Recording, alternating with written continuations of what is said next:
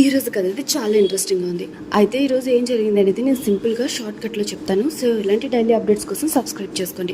వీళ్ళ విషయంలో డబ్బులు పోగొట్టుకున్నందుకు అందరూ కూడా మనోజ్ని తిడతారు.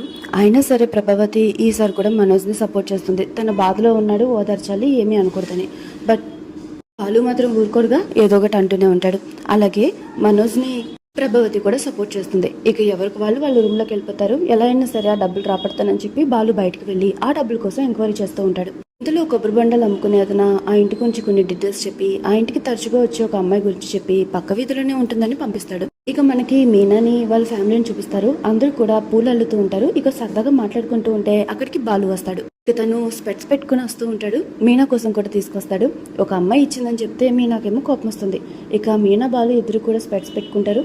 ఇక నలుగురు కలిసి సెల్ఫీలు దిగుతూ ఉంటారు. ఇక మీనా చెల్లుంది కదా, తనేమో దిగిన సెల్ఫీల్ని చూస్తూ ఉంటే బాలు కల్పనతో దిగిన ఫోటోలు చూస్తుంది. వెంటనే గుర్తుపట్టి అక్క ఇటు చూడు అని అంటుంది. ఆ ఫోటో చూడగానే ఇక బాలు మీనా కూడా గుర్తుపడుతుంది. తర్వాత బాలుకు కూడా జ్ఞాపకం వస్తుంది.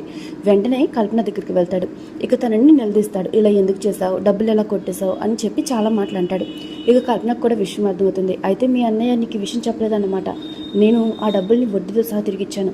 ఈ తెలివితేటలు మీ అన్నయ్య కాదు, మీ వదిలివి. ఆ రోజు నువ్వు సాక్షి సంతకం కూడా పెట్టావు కదా అని చెప్పి ఇక బాలుకు అన్ని విషయాలు గుర్తు చేస్తే ఇక బాలు కూడా కన్ఫర్మ్ చేసుకుంటాడు. ఈ విషయానికి నిలదీయాలని ఇంటికి వెళ్తాడు. కానీ సాక్ష్యాలు కావాలి. సో కల్పనని హెల్ప్ అడుగుతాడు. పోలీస్ స్టేషన్లో ఎఫ్ఐఆర్ పెట్టారు కదా, సో ఆ ఎఫ్ఐఆర్ నమోదు చేసిన కాగితం, ఇంకా బ్యాంక్ స్టేట్మెంట్, ఇవన్నీ కూడా ఇక పోలీస్ స్టేషన్లో మనోజ్ వాళ్ళు కంప్లైంట్ ఇచ్చారు కదా, దానికి సంబంధించిన పేపర్ ఇంకా బ్యాంక్ స్టేట్మెంట్ అన్నీ తీసుకుని ఇంటికి రమ్మని చెప్పి బాలు అంటాడు. సరే అని చెప్పి కల్పన అంటుంది. ఇక బాలు ఇంటికి వెళ్ళి అయితే పంచాయతీ మొదలెడతాడు. మళ్ళీ అయితే ఒక బోర్డ్ని క్రియేట్ చేస్తాడు. అందులో మనోజ్ నిలబెడతాడు. ఇక మొత్తం అన్ని కథలు చెప్తూ ఉంటాడు. ఇక మొత్తం అంత స్టోరీ చెప్పుకొస్తూ ఉంటే ఇవన్నీ తెలిసినవి కదా, కొత్త విషయం ఏంటి అని అందరూ అడుగుతారు.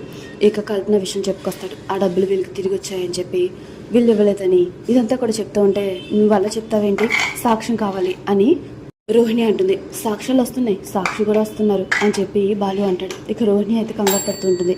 ఇక మనకి ప్రమో కూడా చూపిస్తారు.